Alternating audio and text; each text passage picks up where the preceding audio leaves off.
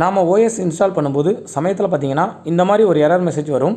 இந்த link click பண்ணால் இந்த மாதிரி மெசேஜ் வரும். Windows cannot be installed to this disk.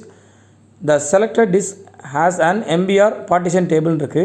அதாவது இதுக்கு என்ன அர்த்தம்னு பார்த்தீங்கன்னா, நான் ட்ரை பண்ணுறது UEFI மெத்தடில் ஓஎஸை ட்ரை பண்ணுறேன். ஆனால் ஆல்ரெடி அங்கே இன்ஸ்டால் ஆகிருக்கிறது பார்த்தீங்கன்னா MBR ஃபார்மெட்டில் இருக்குது. இந்த மாதிரி பிரச்சனையை ஸ்கிப் பண்ணுறதுக்கு நீங்கள் 2 டைப் ஆஃப் பென்ட்ரைவ் வச்சுட்டு ஒன்று வந்து லெகசிலையும் அதாவது MBR ஃபார்மெட்லேயும் இன்னொன்று UEFI GBT ஃபார்மெட்லேயும் நீங்கள் ஓஎஸ் ரைட் பண்ணி வச்சுக்கோங்க.